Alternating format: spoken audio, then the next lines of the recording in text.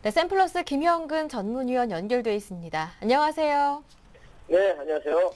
네, 오늘 외국인 쪽에서 4,900계약 정도 선물을 매수하면서 프로그램 통한 매수 물량이 3,300억 원 정도 유입되고 있고 기관이 사흘 만에 매수 전환해서 3,000억 원 넘게 사주고 있는데요. 오늘 장 특징 정리 부탁드립니다. 예, 그렇습니다. 방금 설명해 주신 대로 기관의 오늘 매수가 지금 3천억이 좀 넘는 그러한 흐름인데요. 외국인 같은 경우 현물에서는 뭐 그다지 큰 매수세는 없고 좀 관망이라고 봐야 될 것 같습니다. 네, 아까 말씀하신 선물 쪽에서의 상당한 매수가 좀 들어오면서 프로그램 쪽에서 지금 3천억 원이 넘는 그런 매수가 유입이 되면서 오늘 전반적으로 시총의 상위주들 그리고 각 업종의 좀 대표주들 이러한 쪽에 좀 강세를 좀 보여주고 있습니다. 업종별로 좀 살펴보도록 하겠습니다. 업종별로 좀 수급을 좀 보면 일단은 외국인들은 전체적인 좀 관망의 흐름, 좀 소폭 혹은 매수를 하는 그러한 흐름 속에서 지금 현재 한 95억 정도 매수가 집계가 되고 있는데요. 그리고 전기전자 쪽에 대한 매수를 지속을 하고 있습니다. 삼성전자를 산다고 봐야 되겠죠. 오늘 같은 경우는 이제 기관도 삼성전자를 좀 사고 있는 흐름인데요. 그에 반해서 운수장비 쪽, 최근에 좀 사던 자동차 쪽에 대한 일부 좀 매도가 좀 나온다. 이러한 좀 일부의 매도라고 좀 봐야 될 것 같습니다. 그러한 흐름이 좀 나타나고 있고 기관들 같은 경우는 현재 지금 전업종에 대한 매수를 좀 보여주고 있죠. 아까 말씀드린 전기전자 쪽에 삼성전자도 좀 매수를 하고 있고요. 특히나 오늘 같은 경우는 운수장비업 쪽, 이쪽은 이제 조선업종에 대한 부분이죠. 바로 오늘 한 5시 정도의 판결이 나오는데 독일 헌재에서의 그 ESM에 대한 합헌 판결에 대한 기대감으로 조선업종, 유럽의 재정위기가 약간의 좀 불안감이 좀 덜해진다고 봐야 되겠죠. 그러한 판결이 나온다면 그러한 기대감으로 지금 조선업종이 오늘 상당히 강한 흐름이 나타나고 있고 이 또한 또 전형적인 기관들의 어떤 매매 패턴이죠. 저점에서의 어떤 주가를 그동안 오르지 않았던 종목들이 한번 좀 상승을 하는 강하게 매수를 하는 이러한 또 패턴들이 좀 나타나고 있고요.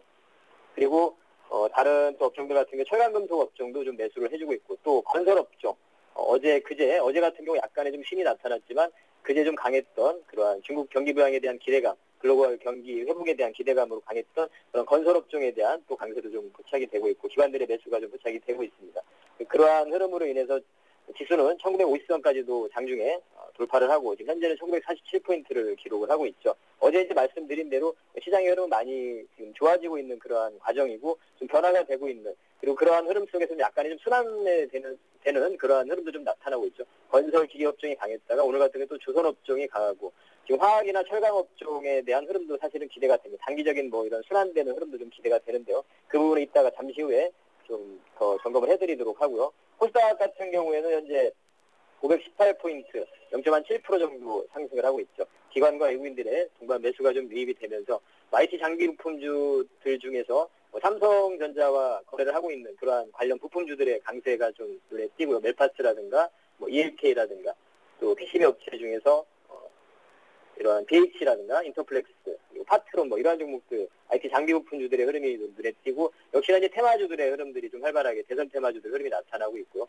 여행 관련 업종이라든가 이런 쪽의 흐름도 좀 나타나고 있고 그 전체적인 이제 업종의 그런 흐름을 보자면 오늘 강한 특징 업종을 좀 보자면 건설업종이라든가 조선업종 그리고 여행 관련주라든가 대선 테마주 이러한 정도의 그런 흐름들이 포착이 되고 있고 전반적으로 다 거의 모든 업종이 상승을 보여주고 있기 때문에 어떠한 딱 특정 업종이 강하다 이런 부분보다는 전체적인 시장이 좀 상승의 그런 흐름이 나타나고 있다 이렇게 좀 정리를 해드리도록 하겠습니다. 네, 업종별 흐름까지 한번 정리를 해봤는데 조금 더 구체적으로 그 안에는 종목들까지 차트로 분석 가능할까요? 예, 차트를 좀 보시면서 종목별로 예. 좀 흐름을 점검을 좀 해보도록 하겠습니다. 네. 일단은 이제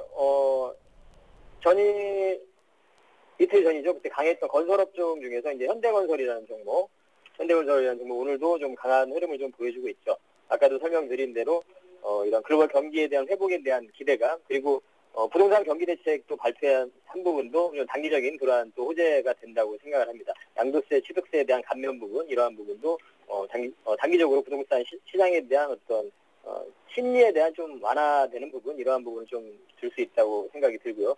건설주들의 어떤 기관의 매수에 의해서 기관의 어떤 매매 패턴은 우리가 여러분들 잘 보시면 아시겠지만 그동안 좀 소외됐던 또 저점에서 매수하는 이러한 패턴들을 항상 보여주고 있죠. 코스닥에서 얼마 전에 서울반도체가 강한 흐름을 보여줬던 이러한 흐름들도 일맥상통하는 그러한 흐름이죠. 그러한 매매 패턴을 한번 좀 여러분들이 체크를 좀 해보시기 바라겠고 그리고 오늘 조선업종 중에서도 이제 현대중공업이 상당히 강한 흐름이죠.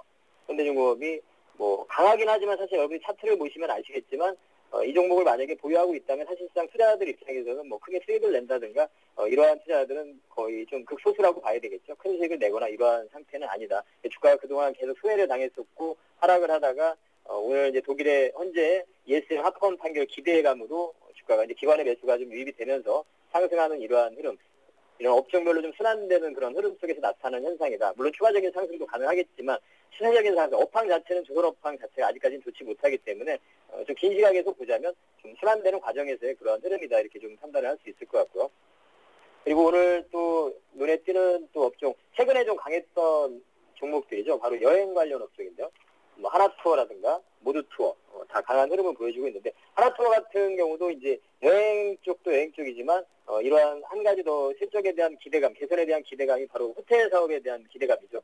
호텔 사업이 11월 달이죠. 11월 달 인사동에 이제 호텔을 개장을 하게 되는데 바로 고가의 호텔이라기보다는 중저가의 비즈니스 호텔입니다. 그러한 호텔 사업에 진출을 하면서 수익성 개선에 대한, 실적 개선에 대한 기대감, 그 부분이 내년에 영업이익에 좀 반영이 된다면 좋은 그런 영업이익 개선을 좀 기대를 해볼 수 있을 것 같고요. 모두투어도 마찬가지죠.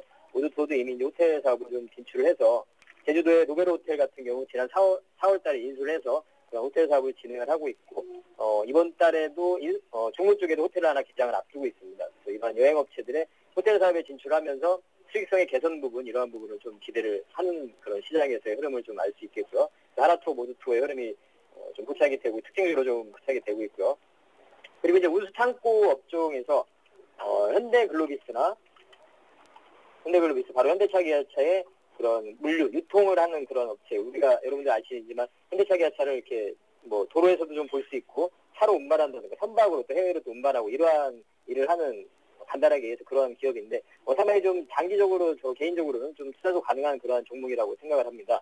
2015년도까지 해서 유코카 캐리어스 이쪽에 보장된 물량이 종료가 되죠. 60% 이상을 보장해주기로 한 그런 계약이 종료가 됩니다. 그래서 그 이후에 그 물량적인 부분은 당연히 현대글로비스 쪽으로 확대가 되고 늘어날 거라고 전망을 하기 때문에 그렇다면 동사의 어떤 앞으로의 실적의 성장 부분, 사실상 그런 애널리스트들의 어떤 분석을 보자면 이론 가치상으로는 거의 그게 현실화 된다면 2016년도 이후에 주가는 한 50만 원 이상 60만 원까지도 가능하다고 사실 분석은 나오고 있는 상태죠. 그래서 충분히 조금 그런 긴 시간이기 때문에 중간에 어떤 시장 상황이나 이런 부분을 점검을 해야 되겠지만 좀 긴 시각으로 접근할 수 있는 이러한 종목이라고 생각을 하고요.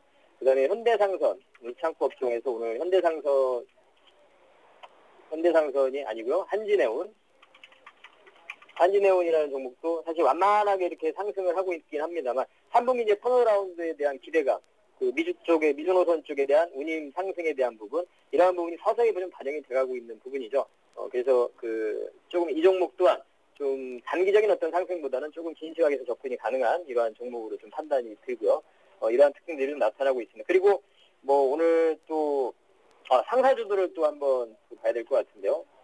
뭐 대우인터내셔널이라든가 이러한 종목들도 지금 흐름이 상당히 좋습니다. 대우인터내셔널 같은 경우도 미얀마 가스전이 이제 2013년도 내년부터 이제 다시 개발이 생산이 되는데요. 그러한 부분이 주가에 지금 소분이 반영이 돼가고 있는 과정이라고 생각을 합니다. 그래서 현재 시점에서도 뭐 투자도 가능한 그러한 종목이라고 판단이 들고요.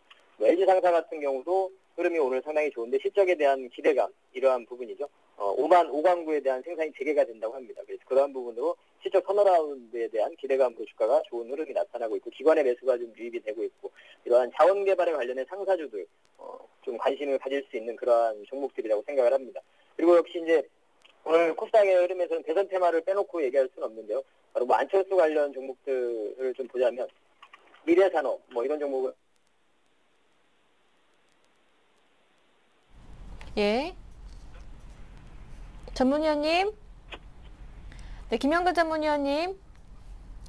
네, 지금 잠깐 전화 연결이 고르지 못했던 것 같습니다. 마지막 대선 테마주, 오늘 안철수 원장의 대선 출마 선언이 임박했다라는 소식이 오르고 있고 문재인 테마주도 많이 오르고 있습니다. 네. 이어서 증권사 지점이 추천하는 종목들 전수하는 코너 받아보기 전에요. 김영우 전문위원 다시 한번 연결됐다고 하니까 이어서 받아보겠습니다. 전문위원님. 네, 전문위원님. 네, 김영근 전문가님. 네, 전화 연결이 안 됐나 봅니다.